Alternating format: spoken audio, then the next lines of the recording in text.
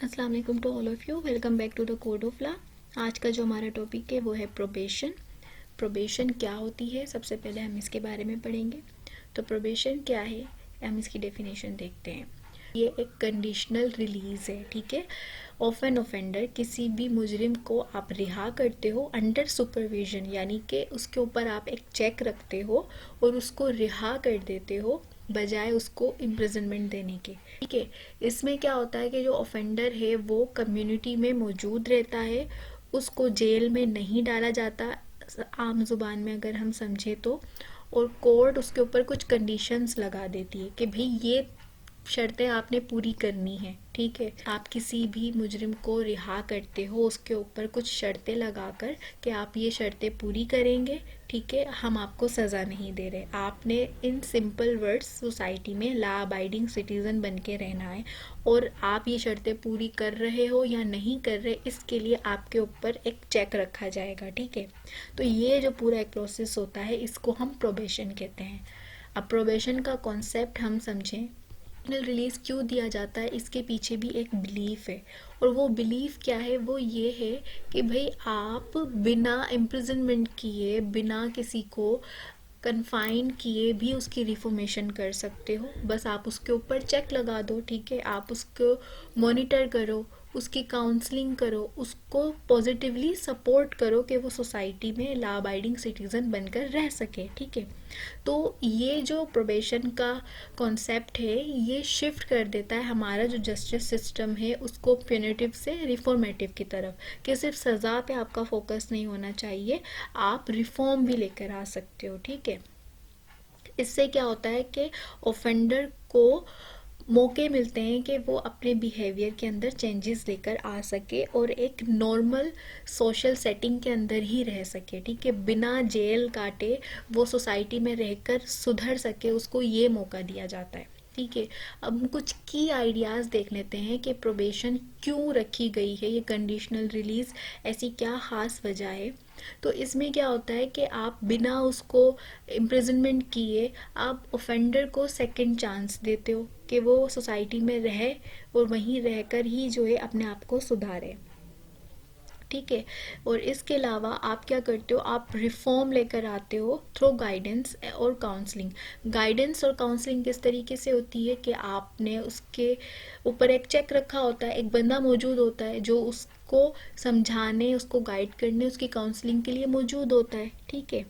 इसके अलावा आपने उसके ऊपर अकाउंटेबिलिटी भी रखी हुई होती है कि भाई आप ऐसे ही आज़ाद नहीं छोड़ दिए गए हो, आप अंडर सुपरविजन हो, आप अकाउंटेबल हो, ठीक है। अगर आपको हम रिहा कर रहे हैं तो पीछे आपको देखने के लिए लोग मौजूद हैं कि आप सोसाइटी में सही परफॉर्म कर रहे हो या नहीं कर रहे, ठीक है। इस क्रिमिनल्स जो होते हैं प्रिजन के अंदर मुख्तलिफ़ किस्म के जो है लोग मौजूद होते हैं, हैबिचुअल ऑफेंडर्स भी होते हैं। तो अब यहाँ पर एक शख्स जिसने ज़िंदगी में पहली बार कोई जुर्म किया हो, कोई यंग ऑफेंडर हो, और आप जब इम्प्रिजनमेंट करते हो तो उस प्रिजन में, उस जेल में हर किस्म के लोग मौजूद होते हैं। तो क्रिमिनल माइंडसेट जो है मिले नहीं, पूरा एक नेटवर्क ना बन जाए और उस नेगेटिव थिंकिंग, उस क्रिमिनल थिंकिंग से दूर रहे बंदा, इसलिए भी ज़रूरी होता है ये, ठीक है। और एक मेन मकसद ये होता है कि ओवर क्राउडिंग से बचा जाए, इम्प्रिजनमेंट की कॉस्ट से बचा जाए, कि जितने लोग आप जेल में भरते जाओगे उतनी ज़्यादा कॉस्ट आएगी, उतनी ज़्यादा ओवर क्राउडिंग होगी। तो इस चीज़ से बचने के लिए भी अगर किसी शख्स ने पहली बार कोई जुर्म किया है, कोई यंग ऑफेंडर है, तो आप उसको एक चांस दे के रिलीज़ कर देते हो, ज़रूरी नहीं है उसको जेल में डालना। तो ये कुछ की आइडियाज़ होते हैं प्रोबेशन के पीछे, ठीक है। अगर हम इसकी लीगल बेसिस देखें कि वो क्या है, तो इसमें क्या होता है, यानी कि आप समझ लो कोई इसको बैक्ड बाय लॉ है या नहीं है, प्रोबेशन हमारे लॉ में मौजूद है भी या नहीं। तो प्रोबेशन जो है ये क्या है, ये कोर्ट का पावर है, कि कोर्ट पावर एम्पावर्ड है, और कोर्ट जो है वो ऑर्डर करती है कि किसी को रिलीज़ करना है या नहीं करना। हमारे पास प्रोबेशन ऑफ ऑफेंडर ऑर्डिनेंस मौजूद है 1960 का, ठीक है। इसके अलावा सीआरपीसी में भी प्रोसीजर मौजूद है, जुवेनाइल जस्टिस सिस्टम एक हमारे पास अलग से मौजूद है। तो ये क्या है, ये सारी एग्जाम्पल्स हैं कि हाँ, there is a law, there is a source जो कि बैक करती है प्रोबेशन को, ठीक है। अब प्रोबेशन का प्रोसेस क्या होता है, प्रोबेशन किस तरीके से वर्क करती है, ये हम समझते हैं। सबसे पहले असेसमेंट की जाती है ऑफेंडर की। असेसमेंट किस तरीके से की जाती है कि कोर्ट क्या करती है, वो कंसिडर करती है नेचर को, बैकग्राउंड को, बिहेवियर को क्राइम की, कि भाई जिसने जुर्म किया है उसका बिहेवियर कैसा है, उसका पैटर्न कैसा है, उसकी हिस्ट्री कैसी है, क्या ये हैबिचुअल ऑफेंडर है, ठीक है। और क्राइम की नौइयत देखी जाती है, क्या सीरियस किस्म का क्राइम किया है, मर्डर किया है, मतलब आप ये सारी चीज़ें देखते हो कि भाई ये बंदा एलिजिबल है भी या नहीं।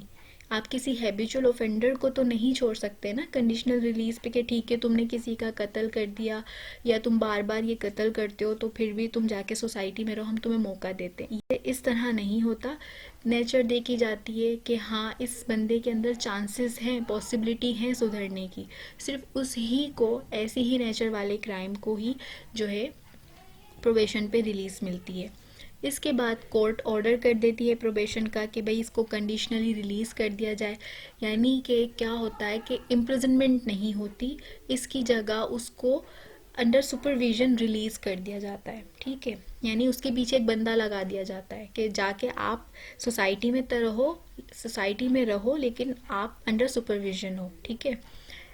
उसके बाद सुपरविजन होती है, प्रोबेशन ऑफिसर अपॉइंट किया जाता है ऑफिशियली और वो मॉनिटर करता है तमाम एक्टिविटीज़ और बिहेवियर को उस पर्सन की जिसको रिलीज़ किया गया है कि भाई आया इसके बिहेवियर में कुछ चेंज आ रहा है या नहीं आ रहा, या इसकी अब भी वही क्रिमिनल एक्टिविटीज़ हैं। उसके बाद रिहेबिलिटेशन पे फोकस किया जाता है। ऑब्वियसली आपने उसको रिहा करा है तो बस आप ऐसे ही नहीं छोड़ देंगे, आप रिहेबिलिटेशन के कुछ जो प्रोग्राम्स हैं उसके ऊपर काम करेंगे।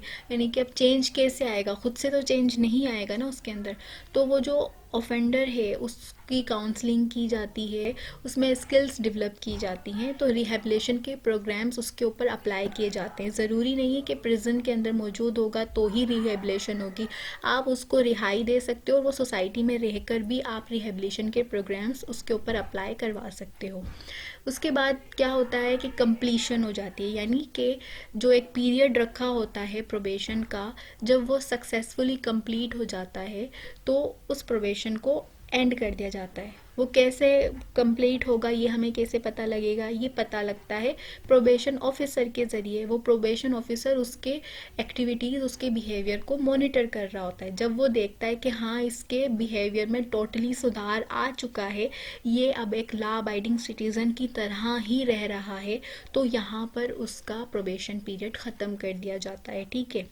और अगर ऐसा नहीं होता और वो वायलेशन करता रहता है, उसके अंदर कोई चेंजेस नहीं आती, तो फिर प्रोबेशन जो है वो ख़त्म करके उसको इम्प्रिजनमेंट भी दे दी जाती है। तो ये एक पूरा प्रोसेस होता है प्रोबेशन का, ठीक है। अब इसके बाद हम इसकी कुछ टाइप्स पढ़ लेते हैं कि प्रोबेशन की कुछ टाइप्स भी होती हैं। सबसे पहली जो टाइप है हमारे पास वो है सुपरवाइज्ड प्रोबेशन। सुपरवाइज्ड प्रोबेशन नाम से ही पता लग रहा है कि रेगुलर रिपोर्टिंग रिक्वायर्ड होती है, ठीक है। यानी कि अंडर सुपरविजन होते हो आप किसी के और रेगुलरली जो है आपको रिपोर्ट करना होता है उस प्रोबेशन ऑफिसर को। इसके अलावा अनसुपरवाइज प्रोबेशन के अंदर क्या होता है कि कोई मैंडेटरी सुपरविजन नहीं होती, बस कुछ कंडीशंस रख दी जाती हैं, वो आपको फुलफिल करनी होती हैं, ठीक है। इसके अलावा कंडीशनल प्रोबेशन भी होती है। कंडीशनल प्रोबेशन क्या होती है, लाइक अगर आप किसी जॉब में हो, ठीक है, आप कोई थेरेपी आपकी चल रही है, ऐसी कुछ स्पेसिफिक रिक्वायरमेंट्स वगैरह हैं तो उनकी बेसिस पे भी आपको प्रोबेशन पे रिलीज़ कर दिया जाता है, ठीक है। क्योंकि आपकी जॉब चली जाएगी या आपकी एजुकेशन जो है वो ख़राब हो जाएगी, साल ज़ाया चले जाएंगे, तो इन चीज़ों से बचने के लिए भी जो है कंडीशनल प्रोबेशन यूज़ की जाती है। इसके अलावा होता है सस्पेंडेड सेंटेंस प्रोबेशन। नाम से पता लग रहा है कि जब आप क्या करते हो, प्रोबेशन को सक्सेसफुली कंप्लीट कर देते हो, तो इसके नतीजे में फिर क्या होता है कि आपकी सेंटेंस को सस्पेंड कर दिया जाता है। अगर आपने प्रोबेशन का पीरियड अच्छे तरीके से गुजार लिया तो आपकी सेंटेंस ख़त्म कर दी जाती है, आपके ऊपर से चेक हटा लिया जाता है और आप एक नॉर्मल पर्सन की तरह सोसाइटी में रहते हो, ठीक है। तो ये होती है सस्पेंडेड सेंटेंस प्रोबेशन। इसके अलावा इंटेंसिव प्रोबेशन सुपरविजन भी होती है। इसमें क्या होता है कि क्लोज मॉनिटरिंग होती है। ये रिस्की ऑफेंडर्स के लिए होता है, यानी कोई हैबिचुअल ऑफेंडर है, कोई सीरियस क्राइम में इन्वॉल्व है, कोई प्रोफेशनल क्रिमिनल है, इस तरह के लोग हैं तो उनके लिए ये प्रोबेशन यूज़ की जाती है। इसके अलावा जुवेनाइल प्रोबेशन, लाइक जुवेनाइल का एक जो जस्टिस सिस्टम हमारे पास मौजूद है, स्पेशल सिस्टम अलग से उनको ट्रीट किया जा रहा होता है, तो ये भी जो है प्रोबेशन की टाइप है।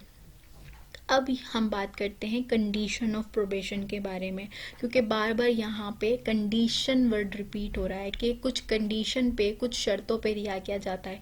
तो वो ऐसी कौन सी शर्तें हैं जिनकी बेसिस पे रिहाई मिल जाती है बिना सज़ा मिले।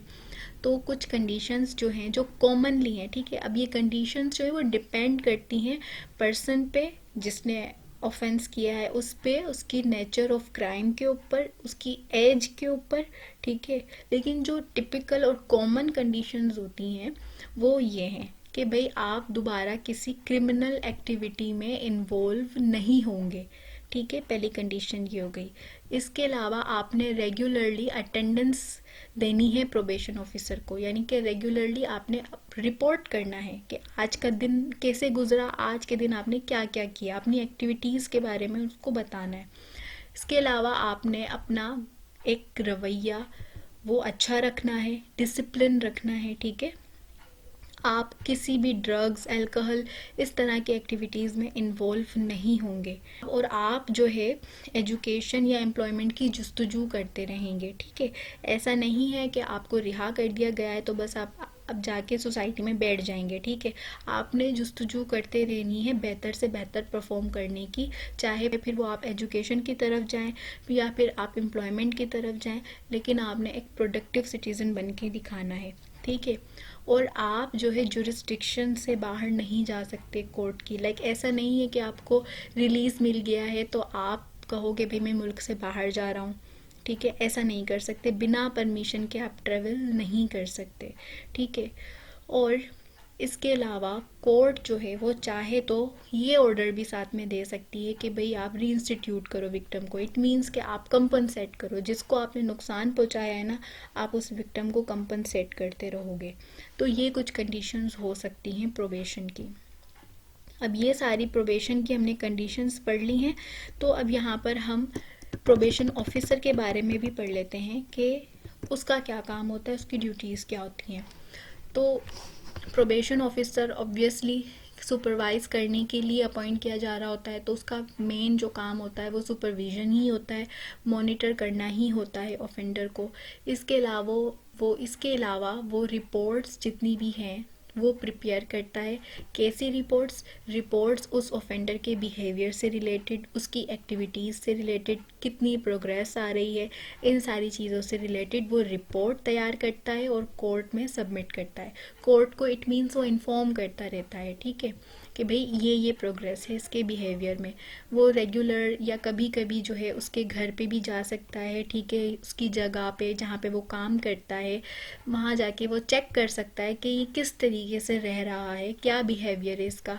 अगर उसको काउंसलिंग की ज़रूरत है, ठीक है, या असिस्टेंट की ज़रूरत है एम्प्लॉयमेंट वगैरह में या एजुकेशन में, तो वो ये काम भी करेगा, उसको असिस्ट करेगा, उसको काउंसलिंग प्रोवाइड करेगा और कोशिश करेगा कि वो री ऑफेंडिंग ना करे, ठीक है।